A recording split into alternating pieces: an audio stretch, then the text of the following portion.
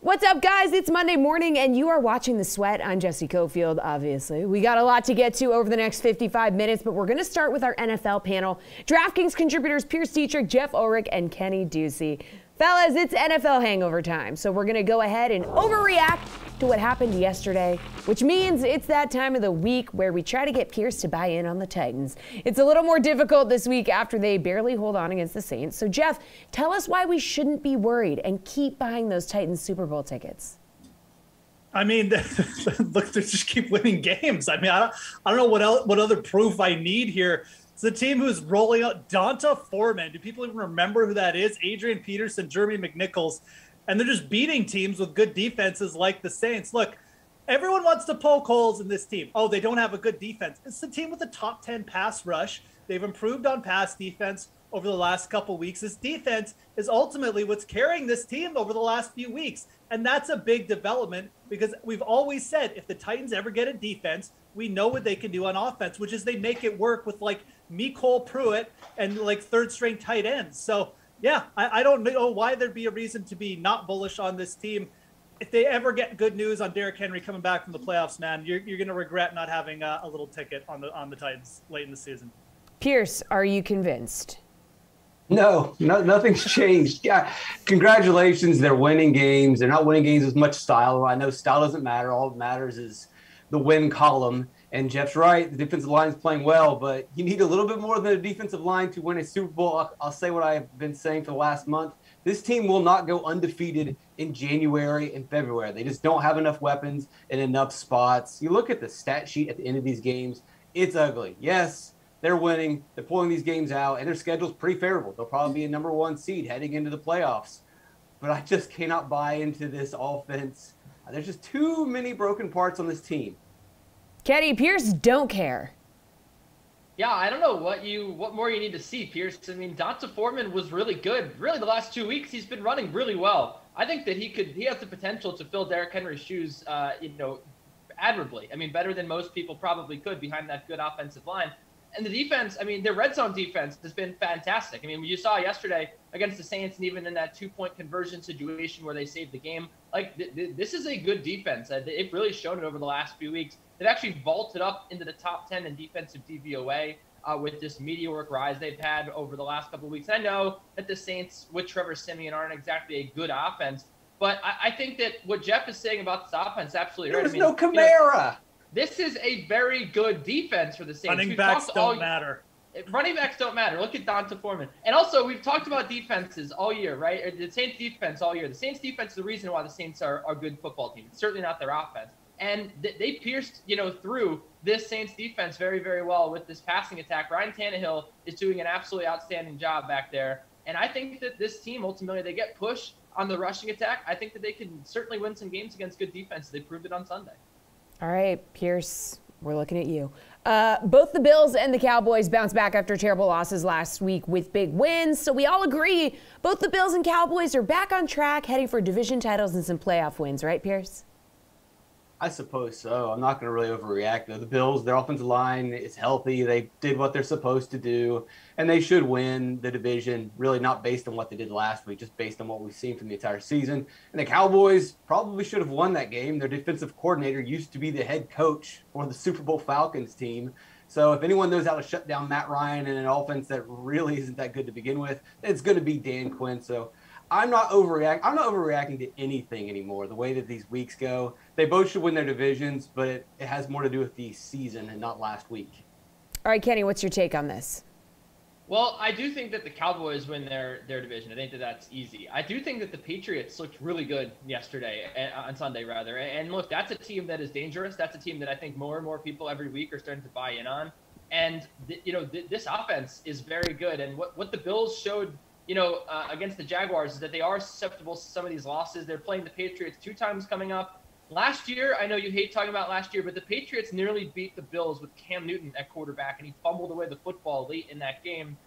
This is a defense that, has really shown up for these divisional games. They've shown up all year, and I don't think there's any reason to believe why the Patriots can't steal at least one game off the Bills in December, maybe 2. And I think that they could make a charge and win this division. I do. So I'm not totally sold on the Bills winning the division. I think that, yes, the smart bet would be, yes, the Bills win the division. But the Patriots, I think are definitely a contender now in the AFC East. And I also think the Chiefs are kind of back, so maybe the Bills don't really win that many games in the postseason. Jeff, what do you think? You feel like the Cowboys have smooth sailing, but maybe the Bills not so much? Yeah, I think that is a good way to put it. I mean, I think that, which it sounds weird to say this, but I think I do kind of trust the Cowboys a little bit more right now. You know, we've seen hiccups from the Bills. If that O-line, you know, takes hits again, can they stand up to pass rushes? You know, they didn't do it against Tennessee, Pierce. So, again, I think the Cowboys, all they need to do, Dallas, is just stay healthy because they're winning their division. Are they going to be in contention for the #1 seed? Maybe, too, because now we've seen, like, the Cardinals are falling back to earth.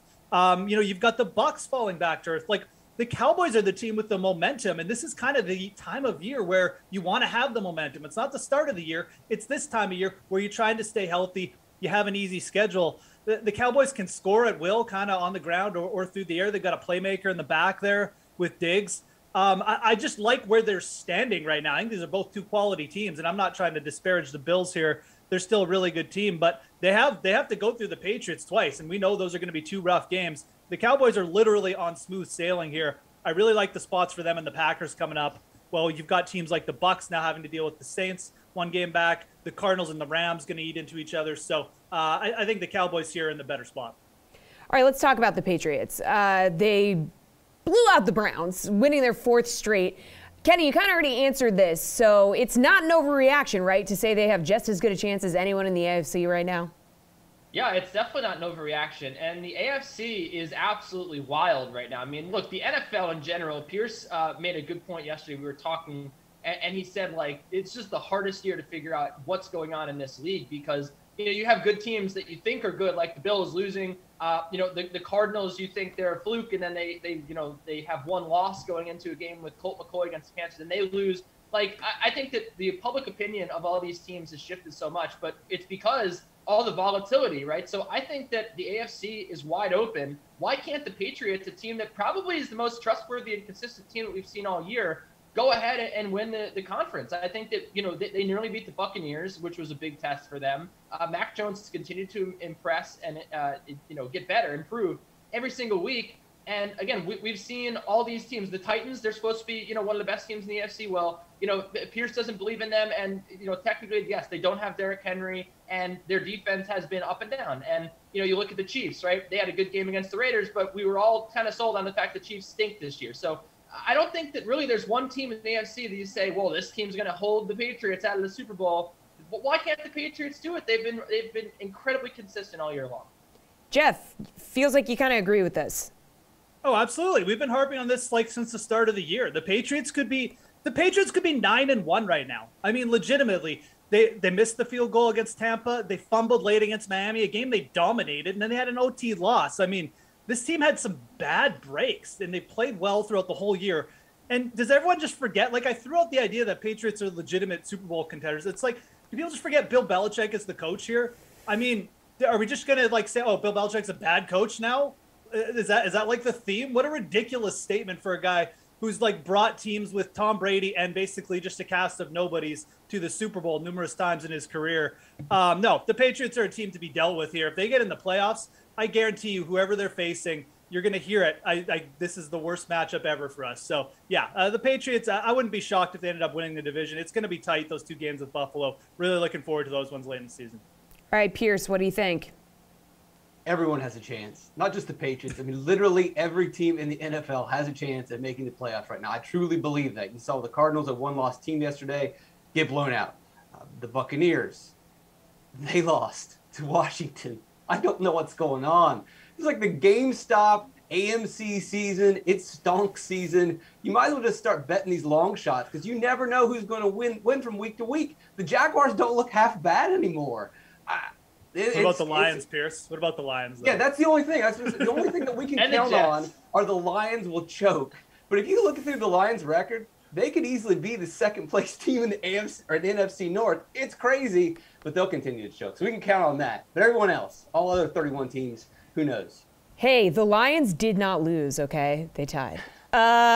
Chiefs beat up on the Raiders last night and lead the AFC West. All is right in Kansas City. Mahomes in the offense is back. No more worries about the Chiefs until the playoffs. Is that an overreaction, Jeff?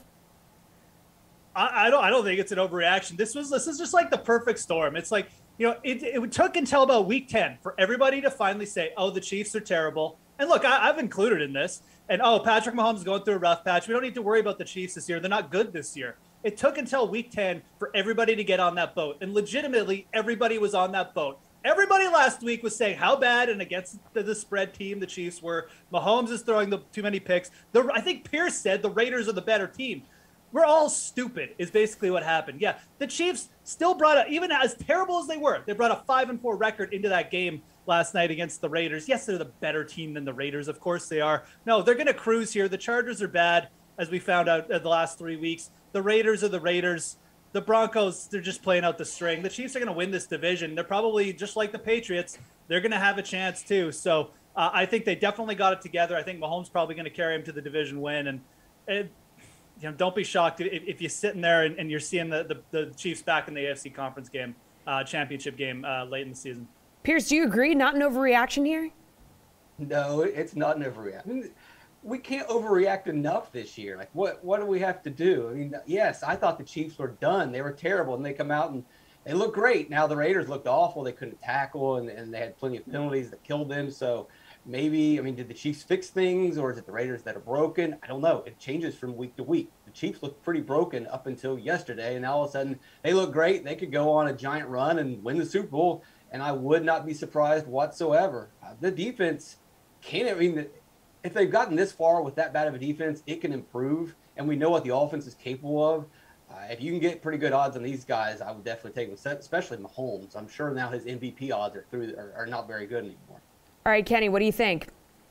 Yeah, look, I love that we talked about how no teams are bad, but then the Broncos and the Chargers, they're definitely bad, and the Raiders are bad. I agree with that, actually. But look, the Raiders were a top 5 defense against the pass, statistically, passing yards per game, yards per attempt. And Patrick Mahomes went for over 400 yards against them. He absolutely shredded them. It was like old times, right? He's always dominated the Raiders. Everyone said this year would be different. And we even saw a fake punt come out. This is a team that, first of all, played incredibly well on offense, which was my biggest concern. Everyone wanted to talk about how bad this defense is. And we weren't even focusing on the fact that Patrick Mahomes was missing throws. Everything just seems back to normal, right? The play calling was good. Travis Kelce was getting himself open. And I think that I'm ready to say that this team is absolutely back. We absolutely can't overreact enough. And the thing is about this against the spread record, everyone wanted to point to the fact that the Chiefs can't cover. Well, it's because the odds makers have overrated the Chiefs for the last year and a half, right? We've had these 7-8 point spreads. Even against the Giants, they were 10-point favorites. Like, what are we doing here? They come into this game 2.5 point favorites against the Raiders. Finally, a game where we could bet on the Chiefs, and they actually won and covered. Look, I just think that, of course, the meme is, right, they covered like 20 points or whatever. But I think the thing is, we're kind of looking at that number without context. And the context is that the Chiefs were winning a lot of football games, but they were just grinding the clock down, slowing the pace in the second half, and not running away with games. And I think that maybe we'll see a sense of urgency now that they were 5-4 coming into this game. It looks like they really had a sense of urgency from the get-go. The middle of games, they were just, lackadaisical, going through the motions. This is a different football team. I think that they realized that they can't just sit back, relax, and win, 10, 11 games. They actually have to try. So I think that we'll see the Chiefs win a lot of football games from here on out. All right, guys, we know it's unlikely that the MVP award goes to a running back, but Jonathan Taylor put up his 5th 100-plus yard rushing day against the Jags. Again, there are 13 quarterbacks with better odds than his plus 10,000 for MVP, but he's behind 4 guys at plus 2,000 for Offensive Player of the Year. Is that maybe a bet you're interested in, Pierce? It actually is. Normally I would say, nope, you can't give it to a running back, and you can't give it to a running back that plays for a team that doesn't have a great record, and the Colts aren't flashy, and he's not flashy, but it's 2021, and we don't know what's going to happen from week to week, and it seems like the year to take long shots, so why not chase this one? And why not chase even deeper? Christian McCaffrey, if the Panthers all of a sudden turn it around and they go on a run, and he can stop having cramp issues on the sideline, maybe you get some pretty good odds on him. Maybe Jamar Chase coming out of the bye, and the Bengals go on a run. I would take one of these deep, long shots based on the craziness that we've seen this season. So I wouldn't rule out Taylor. Kenny, you enticed by this bet at all? I mean, look, there's a reason why Cooper Kupp is plus 125 in this award, and it's because he's basically won it already. And the reason is not only is he statistically, the best offensive player in football, now there's no Robert Woods. He's going to continue to get even more and more targets, and Odell Beckham's there to kind of offset that loss, where they're not going to just focus, they're not going to double team Cooper Kupp every single game. I think it's kind of dangerous to take anybody, frankly. I mean, I'm not going to take Cooper Kupp at plus 125, but look, I do think that, Kyler Murray is a guy for MVP, and for Offensive Player of the Year, frankly, where I'm kind of looking at him, right? It's plus 1,600 for MVP. I believe he's plus 1,800 for Offensive Player of the Year. This is a Cardinals team that clearly needs him, right? And this is a team that I think is going to probably only lose 2 or 3 games the rest of the season. They're very good. And I think that what we've seen from all these other MVP candidates and all these other Offensive Player of the Year candidates is they are human, right? Josh Allen had that terrible game against the Jaguars. We've seen Dak Prescott struggle in games this year. Like, I don't think anybody has really grabbed hold of this award at the MVP, that is. And so I think that maybe I'm looking at Kyler Murray when he comes back from injury, just absolutely starts dominating the league again, because he was, to me, the MVP of the league, early in the season. I think he could certainly get back to that. There's still enough time. We're only halfway through the season. So I'm actually looking at him for both of those awards. Don't hate Taylor either. I mean, he's been fantastic, but I'm always scared of taking a guy when there's a clear favorite this early in the season.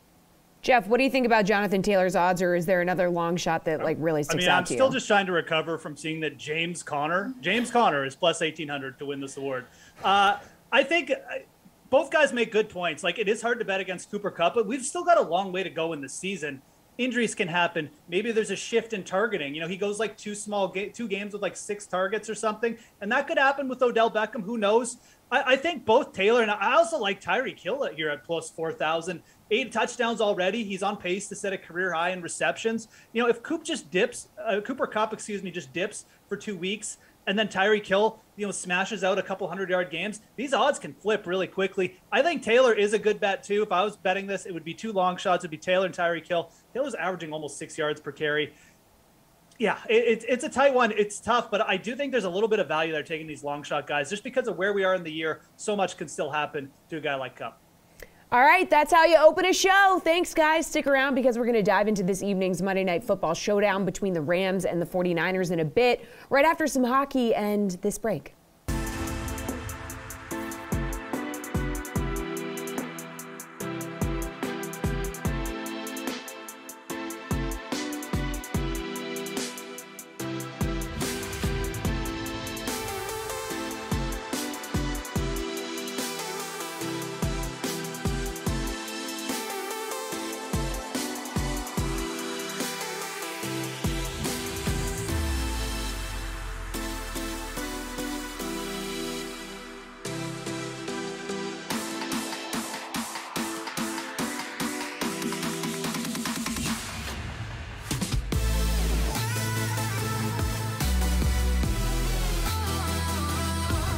Time to talk that hockey with Draftkings contributor Jeff Ulrich and RotoWire's Paul Bruno. Guys, NHL opening face-off time. Breaking down the Islanders, Lightning, and Red Wings, Blue Jackets games tonight. Very small slate here.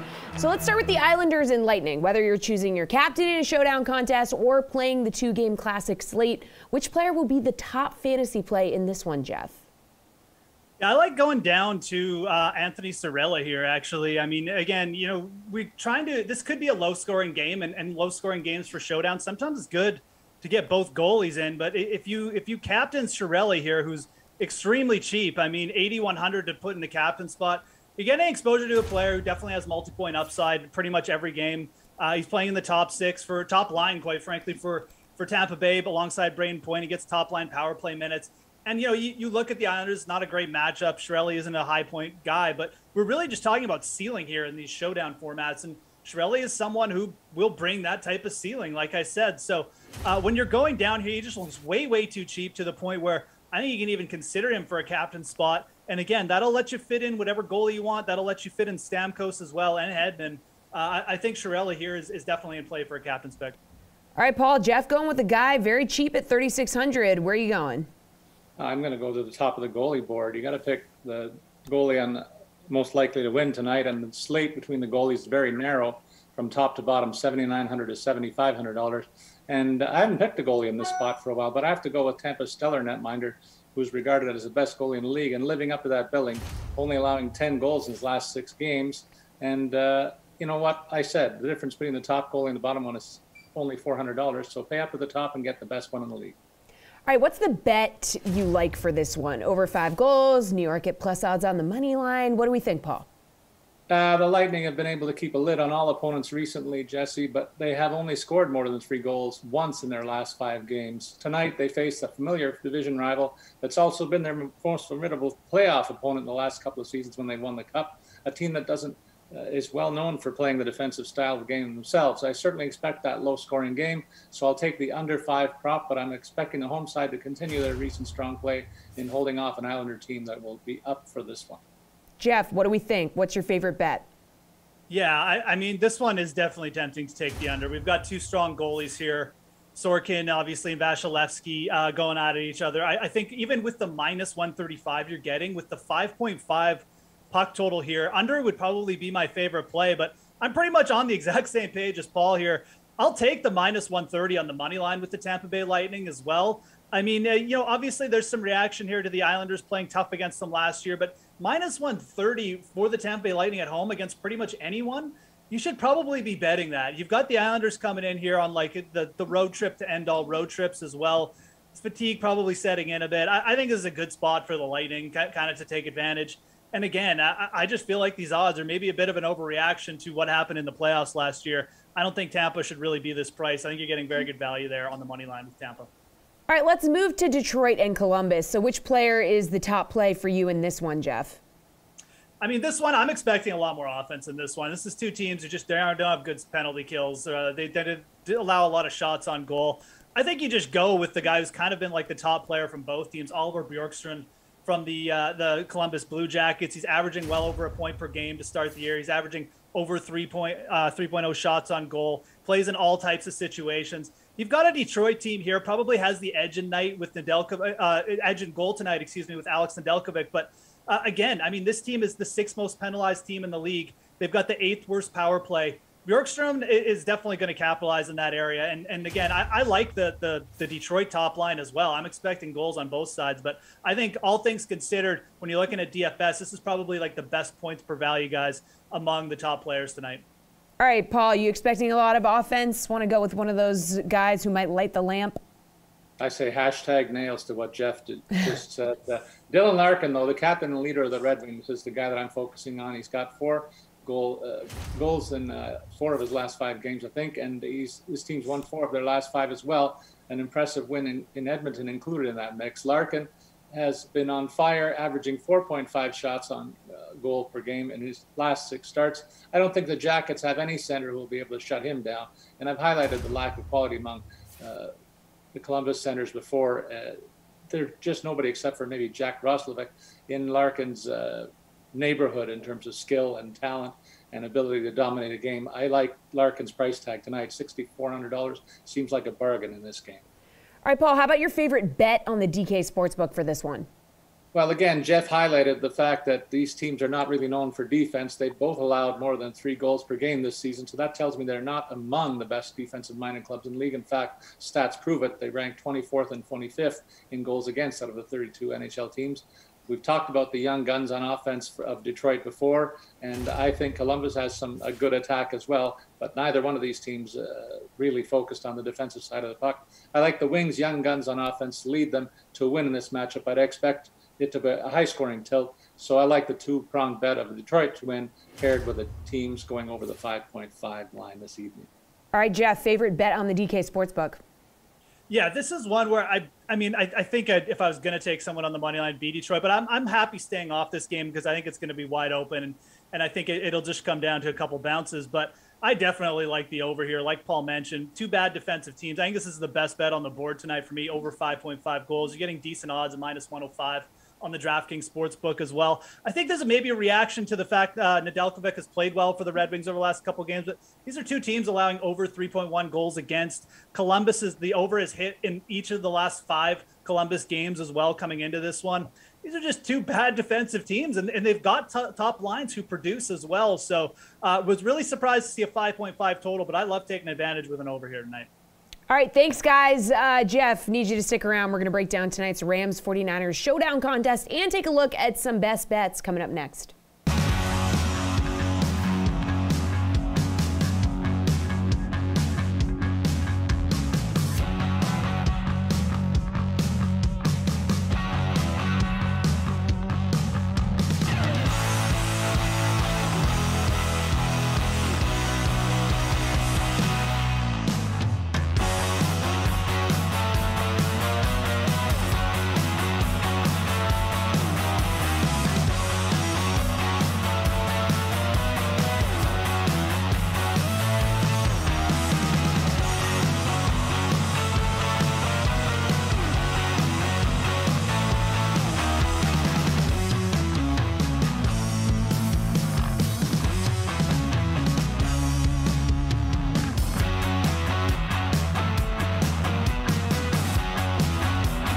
They are back. Draftkings contributors Pierce Dietrich, Jeff Ulrich, and Kenny Ducey. Fellas, need your top DFS and sportsbook plays for Monday night's Rams 49ers game. So let's start with this. Who are you playing in the captain spot, Jeff? Cooper Kupp, by far your priciest option at 18K. That would be this cheap. That would be cheap. I would like that. Maybe just for me and everyone else. But I'm going to go with the guy who I'm basically just going to be the whole segment for me. I'm going to talk about George Kittle here. $11,700, basically $7,000 cheaper than Cooper Kupp in the captain spot. This is a player who's averaged 97 yards and 0.66 touchdowns against the Rams in the last 3 meetings with the Rams. So player's averaged 9.5 targets over his last 3 games. You're seeing the target share shift back to Kittle here. I know Deebo Samuel has just been the man there in San Francisco, and he's fine here, but you look at how the Rams are set up. They've got those great outside corners. Jalen Ramsey probably going to put a cap on Deebo Samuel's ceiling tonight. You attack the Rams down the middle. George Kittle can do that. He's always beat up the Rams throughout his career. You've also got a spot where the 49ers probably going to be throwing it 35, 40 times because they're underdogs here, and they threw it 40 times against a better opponent last week. So love the spot for Kittle. I think you're getting very similar ceiling to Kupp here with him tonight. Yeah, last game out had 24.1 fantasy points. What do you think, Pierce? Who are you going to play in the captain spot? Jeff staying on brand, talking about a tight end in a showdown. So at least it's a good tight end for once. I will go to the best player in the slate and play Cooper Kupp and not really worry about it. I'll find the savings somewhere. You can always find savings in a showdown slate as long as you get the cheap guy that finds his way into the end zone.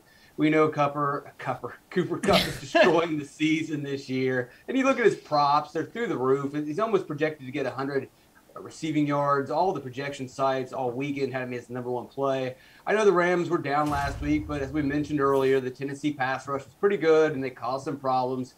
San Francisco does not have a good pass rush. Matt Stafford's going to have plenty of time to pass the ball, and he's going to throw the ball a ton to Kupp like he always does, and probably even more so than usual with Robert Woods out. I'm not going to overthink it. Just play Kupp.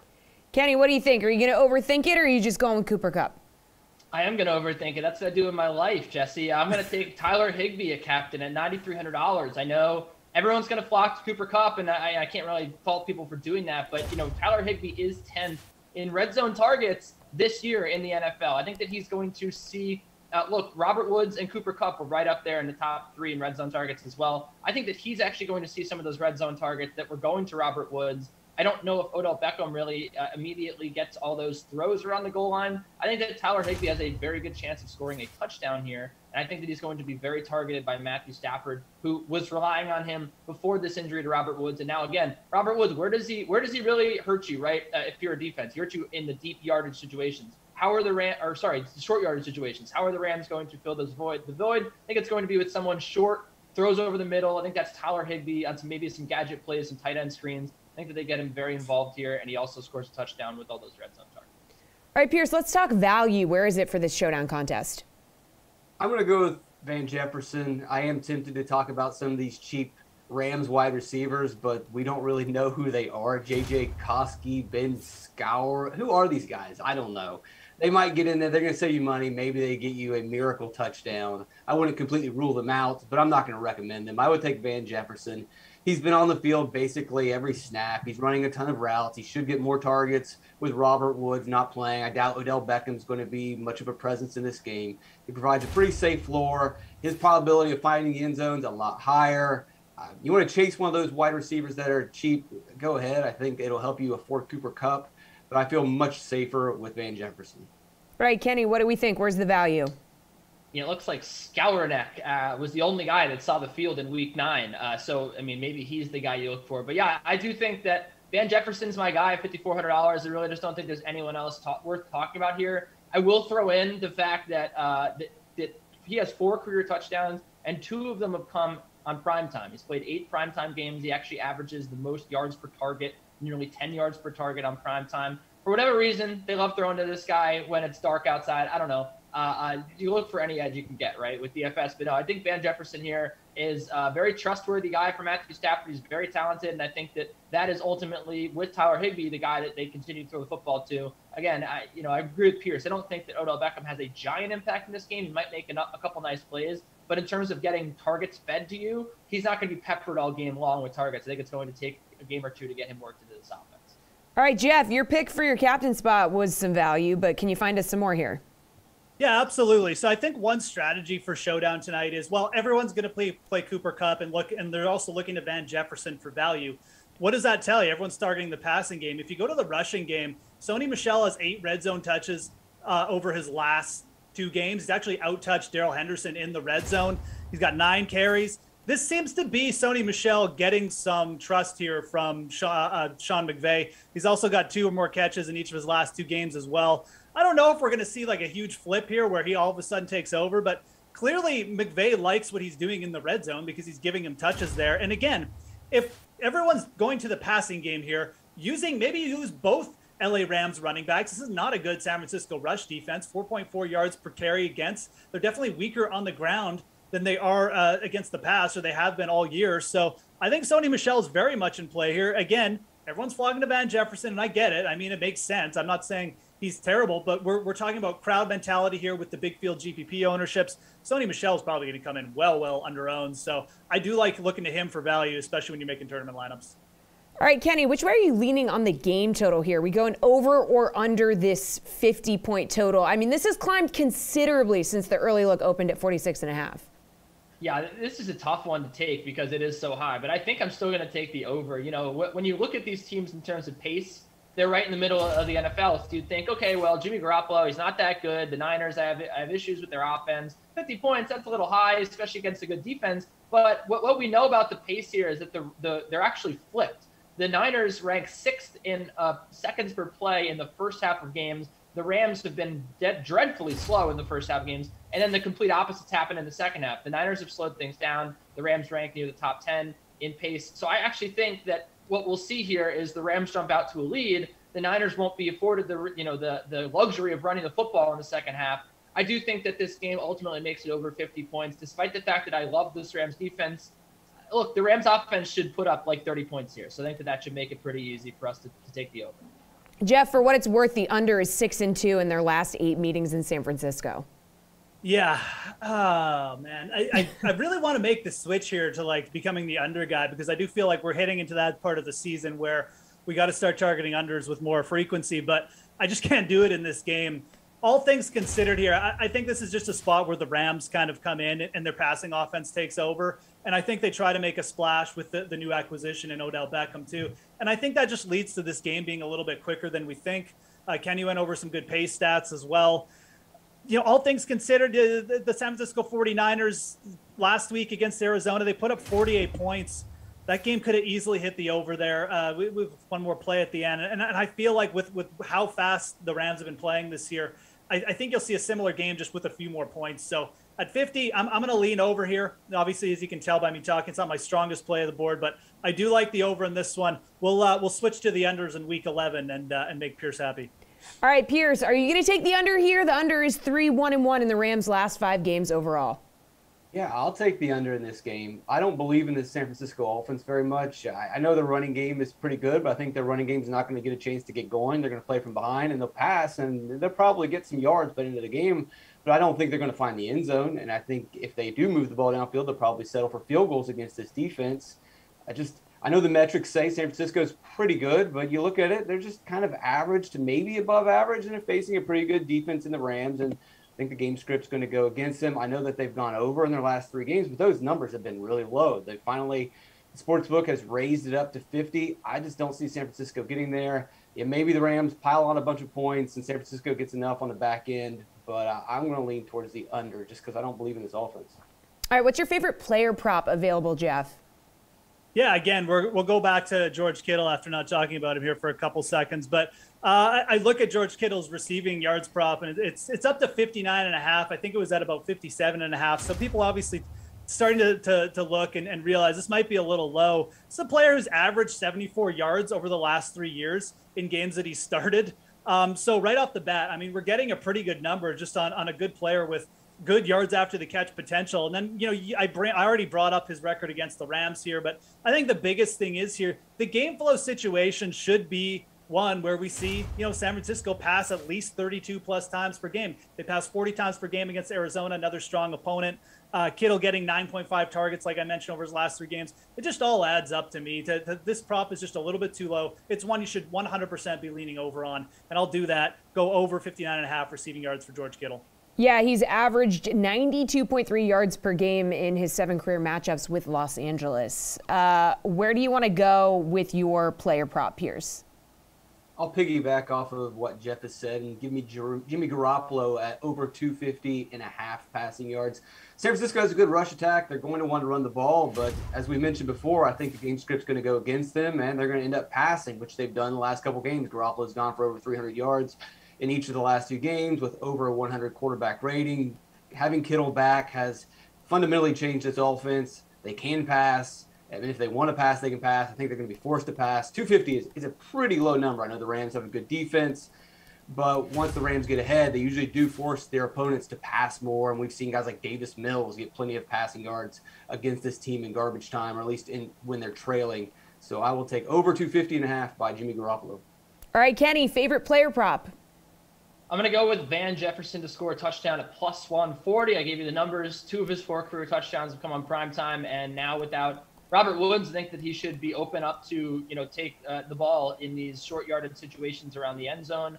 I also think Tyler Higbee scores a touchdown as well, but for some reason he's inconspicuously absent from the touchdown scorers section on the DraftKings Sportsbook. I don't know if maybe he has COVID or something, but definitely take Tyler Higbee to score if they put that line back up, and I expect them to, unless something terrible has happened to Tyler Higbee. So I hope that everything's okay. All right, we do too. Slate Approved Pick Time. What is your favorite bet on the board, Pierce? I'm going to take the Rams and lay the points. I think this is an overreaction. They lost last week to the best record in the AFC, and even in doing so, they only allowed 2 scoring drives to the Titans. 2 of those touchdowns were basically pick sixes. This defense is really good, and they're facing an offense that's really not that good. This line is way too low. The Rams could win this game by double digits. Kenny, favorite bet on the board? I agree with Pierce. I think we see a similar scenario with the Chiefs coming back to life against the Raiders. I think the Rams reassert themselves as Super Bowl favorites here. They come out, they dominate the Niners. Top 5 defense in terms of DVOA, absolutely suffocates Jimmy Garoppolo. George Kittle doesn't even get a chance to run a route. I think that the Rams run away with this one. I'm laying the points. All right, Jeff, favorite bet on the board? Wow. Okay. I guess Kenny's just coming with those knives today. All right. Well, I'll let these guys handle the game lines and stuff like that. I like it. I mean, I do think the Rams probably going to win here big. But let's go to the player parlay board. I mentioned George Kittle. If you want to go big on him on this play tonight, you can, and I think you're getting good odds to do it. George Kittle under player parlays, 120 to go over 125 receiving yards and to score a touchdown, plus 1,400 here. Kittle's gone over 125 yards 3 times in his last 27 games, so we know that's possible. I think the game situation is right. He always beats up on the Rams, like I said. Plus 1,400. Jeff is all in on his boy George Kittle tonight. Gonna have a huge night. All right, one more block to go here on the Sweat. Thanks, guys. We're gonna be talking NBA next.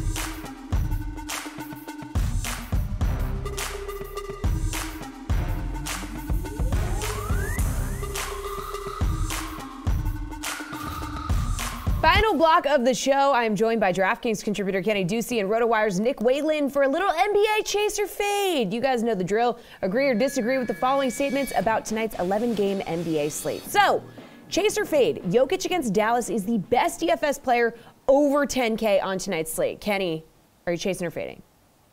I'm chasing. I really don't like a lot of these high-priced options, and I do like Nikola Jokic's matchup down low with the Dallas Mavericks, who are 6th worst in field goal percentage inside of 10 feet. They're bad against the post-up. They're bad in rebounding. They're weak inside, and I think that ultimately Jokic has a very, very good matchup here. Obviously, it's not like a super pace-up game for the Nuggets, but I just don't think they're going to run into a ton of resistance scoring the basketball. I think that they win this game. We'll talk about it a little bit later. But I think that Jokic is a very, very solid option if you're looking to spend some coin. The usage has also been there, over 32% in the last 2 games. And while he's kind of been a little volatile, you know that the talent's there, and you know that he's going to come out playing with a purpose against, a Western Conference rivalry. So I actually think that the Nuggets and Nikola Jokic are worth your look here. All right, Kenny, you chasing or fading this? Kenny just answered. Nick, you chasing or fading this? I'm with Kenny here. I think it's pretty unassailable at this point, Jokic's production. I mean, 57 DraftKings points per game on the season, and honestly, that started to feel like his floor over these last couple of weeks. He's virtually matchup-proof at this point. Some players you kind of look at the opposing defense, you look at the one-to-one matchup. I really don't even worry about that with Jokic. Like, it just doesn't seem to matter. They're down Jamal Murray, they're down Michael Porter. He's still throwing up 60-plus point DraftKings games regularly. Should have had another double or triple-double, in yesterday's game had that not been a massive blowout in favor of the Nuggets. Only played 28 minutes. Certainly, I don't mind going with Luka on the other side of this game. Hard to fade a guy coming off of an 80 DraftKings points game in his own right. But I think the price is fair for a guy in Jokic whose floor remains just ridiculously high night to night. All right, Nick, which value play are you going to be chasing for tonight? So I actually like quite a few on this slate. I think there are some generous prices for a few guys. And I want to start with Kevin Huerter at 3,800. I think he's going to be a really popular pivot. We learned late last night that DeAndre Hunter is going to be out for maybe 8+ weeks. He's undergoing surgery. Huerter had already played 30+ minutes in 3 straight games. I think he clearly steps into a larger role now for that Hawks team. So I think he makes a lot of sense. Jeff Green, another injury replacement. He's seen more minutes in place of Michael Porter Jr., 3,800. I think also a fair price for him. Alex Caruso at 4,000 going up against the Lakers tonight. He's got 30+ DraftKings points in 2 of his last 3 games. Gets a ton of value from steals, which can be a little bit fluky, but the way that he's putting them up, I mean, it's really not a fluke. I think he has at least 1 steal in every game this season, has multiple steals in like 80% of his games. The Lakers turn it over a ton. I think that one-on-one matchup against Westbrook is going to be really friendly for Caruso. And then I have to mention JaVale McGee, 4,200 at Minnesota. I highly doubt DeAndre Ayton comes back on the second half of a back-to-back tonight, so we could be looking at another night with extended minutes for JaVale McGee. All right, Kenny, we're looking for value. Which value play are you chasing tonight? Yeah, I was going to talk all about Alex Caruso. I think $4,000 is a really good price for him. Again, against the Lakers, a big revenge game. He's been outstanding this year. I am a little bit worried that he did play 38 minutes against the Clippers on the first night of a back-to-back. I don't know if they're going to be really cautious with his minutes, but this guy is like the greatest player we've ever seen, so probably end up playing. Also, Tony Bradley, I'm going to monitor this Vucevic situation, but if he does miss the game, Tony Bradley at $3,500. The Lakers are very, very weak inside. He played 24 minutes against the Clippers last night, managed 13 DraftKings fantasy points. So I think that, he really doesn't have to do too much to hit value for you at this price. And I think that he could, given the minutes. I'm just going to kind of keep an eye on Bulls news today. The injury report not out yet for them. But I think that Vucevic should miss this game. So I think Tony Bradley, probably a guy I look to target. Even though it's not the best matchup, I do think that he can get some rebounds against Anthony Davis and get you 20 fantasy points. Kenny, you said you don't like a lot of these expensive guys tonight. So which top price player are you absolutely fading today? Yeah, it's Anthony Davis, right? 10.4K. The Bulls are really, really good inside. They've allowed 0.84 points per play against the post-up. Opponents posting up have only had a 37.3% success rate on converting on those field goal attempts. So they're really good against the post-up. Anthony Davis obviously likes to score in the post. This is going to be a really physical game down low. I expect the Bulls to put up a big fight here against the Lakers on the glass. And I just don't think that Anthony Davis, the guy that really has been hard to trust this year, he's been very up and down. He's had some great games, but he's also had some really bad games.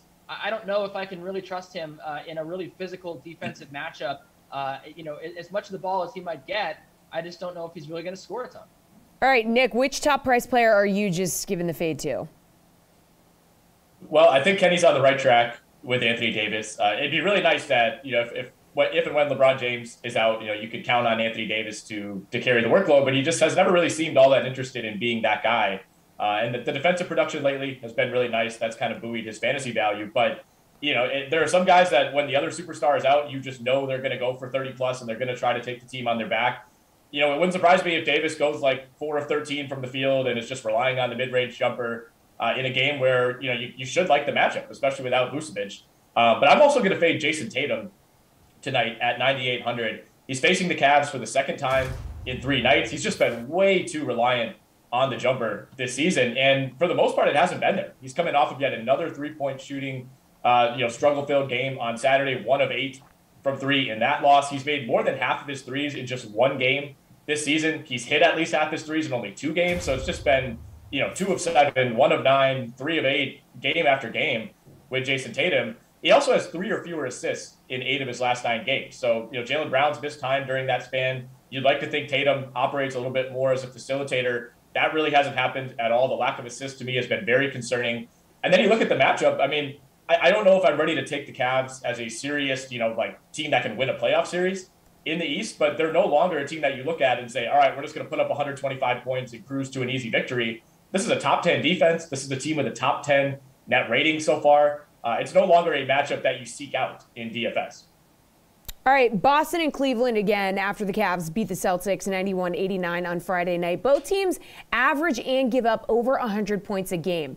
So despite that game total the other time, are you chasing the over 199 as the best game total on the slate tonight, Nick? I mean, this is a striking game total in the year of our Lord, 2021, right? I mean, really, really low. But that's kind of the state of the NBA right now. It's a combination of players adjusting to some of the changes in refereeing. I think some players still adjusting to the new basketball. Offense is down. The average team is shooting under 45% from the field, under 35% from 3. So we're seeing lower scoring totals than we're used to. This is kind of a stay away for me. Like, that number is so low that it's just like, what do they know that I don't know? I think I like Raptors Blazers a little bit more. I'd go under on 212 as the total there. Very possible that Damian Lillard misses another game with that abdominal issue on the second half of a back-to-back. Blazers looked awful last night against Denver. That game was over early in the second half. Struggled to even get to 95 points. A lot of that came in garbage time. Neither of these teams are great defenses, but I don't really trust the offense, especially on the Portland side there. I mean, Kenny, on Friday night, they combined for 180. Yeah, it's not a terrible bet. I mean, I do think that these two teams are really good playing defense. I'm going to actually go with a different total, though. I'm going to go with the under 216.5 points. In Bulls-Lakers, a game that should be very fun. But look, I mean, first of all, just unscientifically, we know that Russell Westbrook loves to push the pace. This is why his teams are always top 5 in pace. We also know that Russell Westbrook is bad. And these old guys on the Lakers just can't keep up with Russ running up and down the floor, right? They're getting exhausted. We're seeing this team not score on the offensive end. I don't think they're a very good team. The Bulls are 15th in pace. I do think they're going to try to slow this game down a little bit. And ultimately, I think this is going to be a rock fight. The Bulls lead the league in 2-point field goal frequency, rather. I just don't think that this is a game that's going to be decided around the perimeter. I think both these teams are going to try inside. We have the Bulls, who are a very good interior defense. We talked about the Lakers, who are decent against in the post as well, and the Bulls very good against post-ups. So Anthony Davis is going to have a tough time scoring, I think, as well. I think that when it all comes down to it, we might see some fast break here, but ultimately, I just don't know if both these teams are going to wilt on the defensive end, and I don't know if the tired Bulls, on the offensive end, which is really the only way this game goes over, are going to have enough. So I think that this is going to be a game decided around the rim, and I think that's good for unders. All right, Phoenix visiting Minnesota, 4-point favorites. Is Phoenix -4 the spread that you're chasing as your favorite team to cover tonight, Kenny?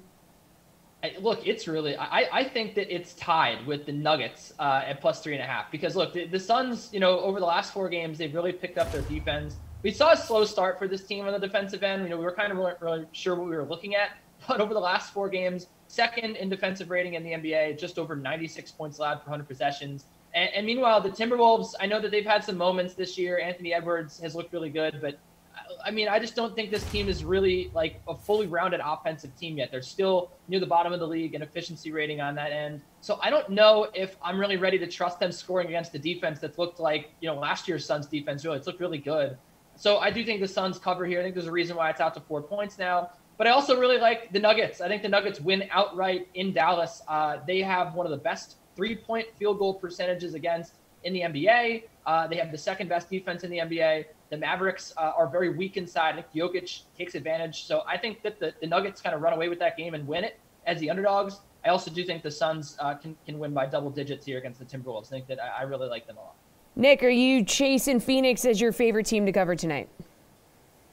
Yeah, it's one of my favorites. As Kenny alluded to, the Suns are starting to look more like the Suns, and the Timberwolves are starting to look more like the Timberwolves over these last couple of weeks. So I think there is a lot of value in chasing Phoenix tonight. I do like Toronto to win outright at Portland. They're 1.5-point dogs as of this morning. Again, no Damian Lillard, in my opinion, at least, for Portland. We'll see if he tries to push through on the second half of a back-to-back. I'm not even sure that would be, something that would be beneficial to Portland, if he's hurting enough that he missed a game last night. I also like the Bulls -1 at the Lakers. I've watched so many LeBron games over the years that when you take LeBron away from a team, his team very rarely wins a game that it is the inferior team. And I feel like the Bulls are the better team in this game. And the Lakers have been able to pick up some wins against teams that they should beat. But when they run into an opponent that can score, an opponent that can play defense, an opponent that has multiple, all-star caliber players, guys like Anthony Davis, Russell Westbrook tend to wilt in those situations. So even though the Bulls are on the road, they're on a back-to-back, I do like Chicago to cover 1 point in that one. All right, Kenny, Nick, thank you. That is a show. Madden is underway at noon with the Ravens at the Panthers. And, of course, the slate will be on at 5 p.m. Glash, Matt, and Jeff breaking down Monday Night Football. Make sure you tune in for that. And I will see you tomorrow morning at 11 a.m.